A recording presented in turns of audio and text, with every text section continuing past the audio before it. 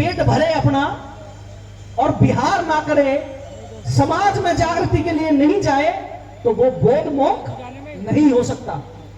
वो किसी धर्म का अनुयायी हो सकता है, लेकिन वो बुद्ध को, बौद्ध धर्म को चलाने वाला मोंक नहीं हो सकता। वो सिर्फ बौद्ध मोंकों को बदनाम करने वाला एक व्यक्ति है। सम्मानित साथियों, अरे बौद्ध जी तुमसे नहीं कह रहा, बैठो तो सुनिए, बैठिए, मैं आपसे नहीं कह रहा, बात तो पूरी करने दो। आप विशेष क्यों ले रहे हैं? बैठो बैठो। अरे वो आपको नहीं कह रहे हम, आप बैठे। बुद्ध और उनका धम्म, सम्मानित साथी, जब उसका 5वां पंचम खंड पढ़ेंगे तो उसके पंचम खंड की 11वीं लाइन पढ़ेंगे आप, तथागत बुद्ध के बारे में। सभी सम्मानित साथी एक बार जय भीम का उद्घोष करेंगे, क्योंकि लग रहा है कि थोड़ा टाइम ज़्यादा होने की वजह से थोड़ी एनर्जी वीक हो गई है हमारी। जब हम जय भीम का नारा लगाएंगे तो एक पॉजिटिव एनर्जी हमारी बॉडी के अंदर चलनी शुरू हो जाएगी। जय भीम, जय भीम, जय भीम। भैया ये जो माइक वाले भैया ना, तुम्हारा सिस्टम मजेदार तरीके से काम नहीं कर रहा थोड़ा सा।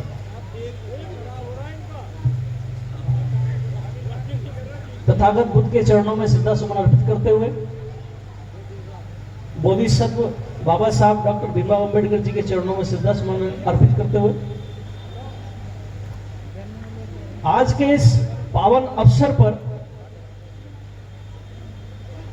बुद्ध के उपासक और उपासिकाएं इस भव्य प्रोग्राम में सम्मिलित हुए, आप सभी को हार्दिक मंगल कामनाएं। मंच पर मंचासीन सभी सम्मानित साथी, टाइम थोड़ा सा कम है, नाम तो मैं सभी के जानता हूं, तो समस्त मंचासीन साथी, मेरे सम्मुख बैठे हैं समाज के बुद्धिजीवी, युवा और कर्मठ साथी, मेरी माताएं बहनें। सम्मानित साथियों, बुद्ध के ऊपर अगर बोलना शुरू किया जाए तो पूरी रात भी बोलते रहें तो भी समय कम पड़ जाएगा। बुद्ध के ऊपर बोलना और उसे समझना बहुत छोटी बात नहीं है। बड़ी बात यह है कि जो बुद्ध धम्म, हम इसे कहते हैं धम्म, और दुनिया में बुद्ध धम्म को छोड़कर बाकी सब है धर्म। आप समझे मेरी बात? बुद्ध धर्म को छोड़कर बाकी सब है धर्म। धर्म व्यक्तिगत इंसान के लिए है और धर्म सामूहिक लोगों के लिए है। धर्म का विशेष एक व्यक्ति से कोई लेना देना नहीं है। जहां पर धर्म की बात आएगी वहां पर समुदाय की, संघ की बात आएगी, और जहां पर धर्म की बात आएगी वहां पर व्यक्ति विशेष की बात आ जाएगी। तो धर्म से 1000 गुना ऊंची स्थिति में आने वाली एक चीज है, जिसमें आचरण, पंचशील, करुणा, मैत्री, जिसे आज हम लोकतंत्र कहते हैं, वो भी धम्म की ही देन है, जिसे धम्म ने, तथागत ने प्रजातंत्र कहा, गणतंत्र कहा। धम्म को समझना है तो जो भारत का जो संविधान है लोकतांत्रिक, जिसे हम कहते हैं लोकतंत्र, वही धम्म है। और अगर धम्म की मीनिंग में जाना है तो उसके अध्ययन में आपको समझना पड़ेगा चीजों को। अगर कोई बौद्ध मोंक अपना सर मुंडवाकर, लाल पीले वस्त्र पहनकर और नमो बुद्धाय कर कर अगर वो ये कहे कि मैं मोंक हूं, और घर में पढ़कर पूरे दिन चले, पेट भरे अपना और विहार ना करे, समाज में जागृति के लिए नहीं जाए, तो वो बौद्ध मोंक नहीं हो सकता। वो किसी धर्म का अनुयायी हो सकता है, लेकिन वो बुद्ध को, बौद्ध धर्म को चलाने वाला मोंक नहीं हो सकता। वो सिर्फ बौद्ध मोंगों को बदनाम करने वाला एक व्यक्ति है। सम्मानित साथियों, अरे बौद्ध जी तुमसे नहीं कह रहा, बैठो तो सुनिए, बैठिए, मैं आपसे नहीं कह रहा, बात तो पूरी करने दो। आप विशेष क्यों ले रहे हैं? बैठो बैठो। अरे बौद्ध, आपको नहीं कह रहे हम, आप बैठे। बुद्ध और उनका धम्म, सम्मानित साथी, जब उसका 5वां पंचम खंड पढ़ेंगे तो उसके पंचम खंड की 11वीं लाइन पढ़ेंगे आप, तथागत बुद्ध के बारे में। बोधिसत्व बाबा साहब डॉक्टर भीमराव अंबेडकर ने कहा, बुद्ध भारत से क्यों लुप्त हुआ, क्या कारण रहे? ये कारण वही रहे जो मैंने अभी पहली लाइन में बोला। बौद्ध भिक्षुओं को पढ़कर खाने की आदत पड़ गई, वो विहार करना छोड़ दिया उन्होंने। मैं बुद्ध और उनका धम्म किताब की बात कर रहा हूं, मेरे अपने शब्द नहीं है। उन्होंने समाज में जाकर नहीं देखा, समाज में जाकर बुद्ध के प्रचार प्रसार को नहीं किया। मेरी बात बुरी लग सकती है, लेकिन सच्चाई से भरी हुई है, क्योंकि सच हमेशा नीम की तरह कड़वा होता है। और मेरा अपना एक भी शब्द नहीं होगा, ये बाबा साहब डॉक्टर भीमराव अंबेडकर के शब्द होंगे। सम्मानित साथियों, हम जगह जगह देखते हैं डॉक्टर भीमराव अंबेडकर के नाम से बड़े बड़े मंच चलते हैं, बड़े बड़े प्रोग्राम आयोजित होते हैं, और हम देखते हैं युवाओं के अंदर एक जोश है, जय जय जय जय जय भीम।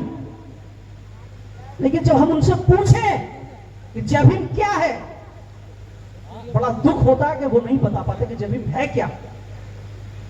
वो नहीं बता पाते कि डॉक्टर भीमराव अंबेडकर का मिशन क्या था।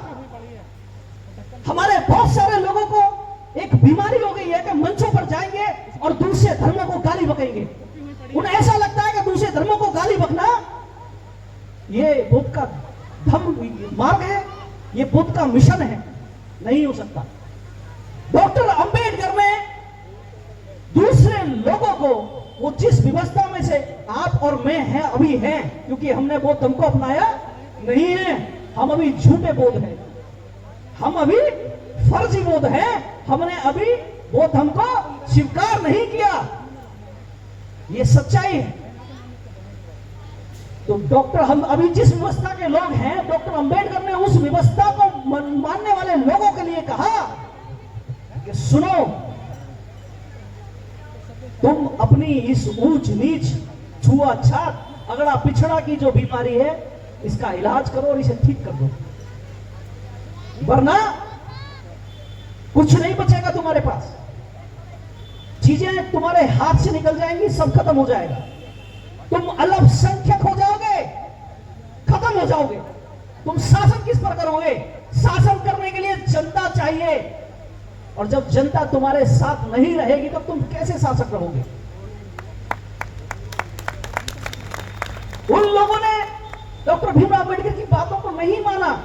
डॉक्टर अंबेडकर ने उनको गाली नहीं बकी, उन्होंने चिताया, बताया, समझाया कि आप समझोगे, अगर समय रहते आपने इस पर काम कर लिया तो आप वाकई ही एक शासन सत्ता को चलाने वाले मालिक बन सकते हैं। अगर आपने ऐसा नहीं किया तो एक शासन, एक सत्ता बिल्कुल अलग दिशा ग्रहण कर देगी।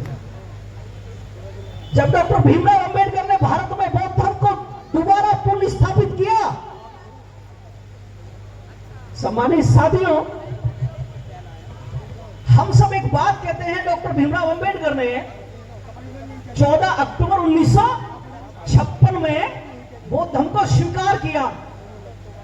यह बात इसलिए कहते हैं कि हमें यह बताया गया, लेकिन सच कुछ और भी है। डॉक्टर भीमराव अंबेडकर ने 14 अक्टूबर से पहले ही बौद्ध धर्म को स्वीकार किया था, लेकिन सामूहिक रूप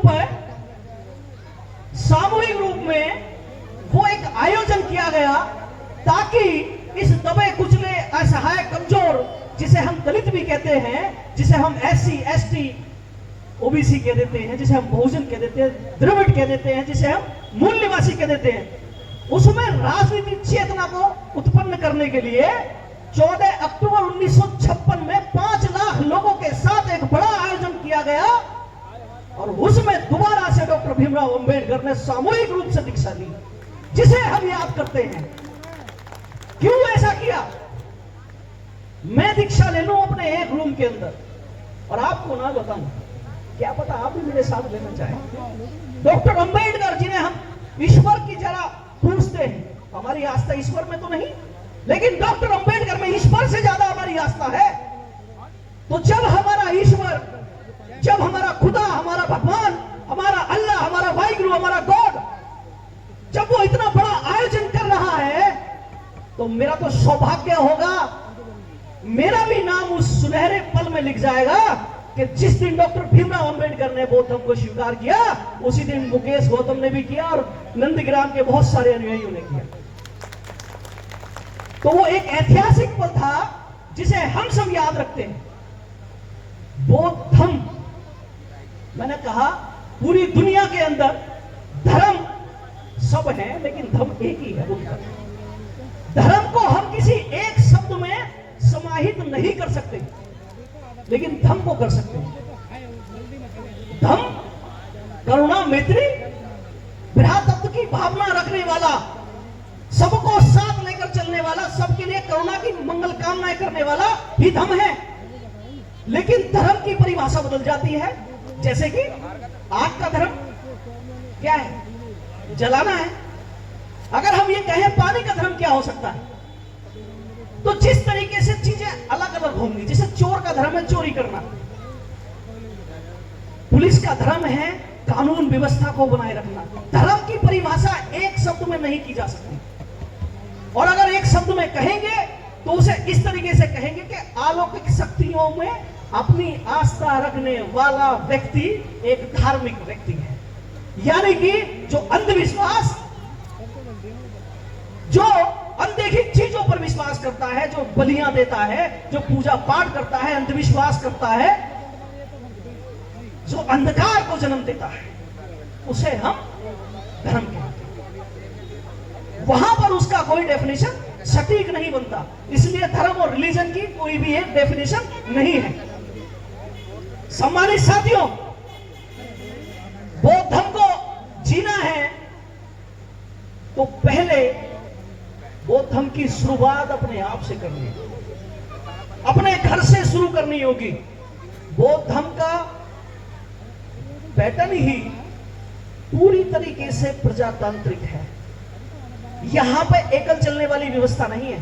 मैंने कहा कि एक है तो धर्म नहीं है, और दो है तो धर्म की आवश्यकता पड़ेगी। एक व्यक्ति को धर्म की आवश्यकता नहीं, लेकिन एक के बाद दो हो जाएंगे तो धर्म की आवश्यकता पड़ेगी।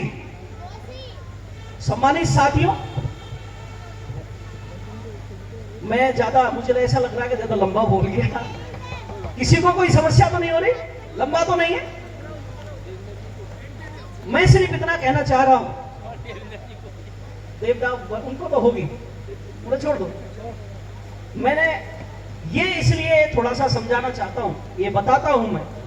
कुछ लोगों को मेरी बातों से समस्या पैदा होती है। उनको होती है जो किताबों का अनुसरण नहीं करते, उनको होती है जो सुनी सुनाई बातों को रिपीट करते हैं, उनको होती है जो डॉक्टर अंबेडकर के मिशन के अलावा अपना मिशन अलग चलाते हैं। लेकिन बाकी जो लोग होते हैं मिशन मूवमेंट को समझने वाले, वो लोग बहुत ही ध्यान मुक्त होकर शब्दों को सुनते हैं और उन्हें अनुसरण भी करते हैं। सम्मानित साथियों, आप सबने मेरी बात को सुना और मैं उम्मीद करूंगा कि आप लोग इसे अमल में लाएंगे। सिर्फ जय भीम बोलने से और नमो बुद्धाय करने से मिशन मूवमेंट का काम होने वाला नहीं है। तो इसके लिए हमें क्या करना है?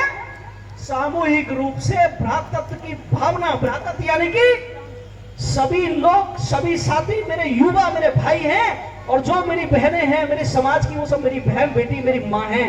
ये भावनाएं हमें अपने अंदर लानी पड़ेगी, अपना आचरण हमें तैयार करना पड़ेगा। चरित्रवान होना ही डॉक्टर अंबेडकर का अनुयायी होना है। चरित्रवान होना ही डॉक्टर अंबेडकर का अनुयायी होने की निशानी है, और जो चरित्रवान नहीं वो डॉक्टर अंबेडकर का अनुयायी नहीं हो सकता। इन्हीं शब्दों के साथ मैं अपनी भाषा को विराम देता हूं। बहुत बहुत धन्यवाद। बहुत बहुत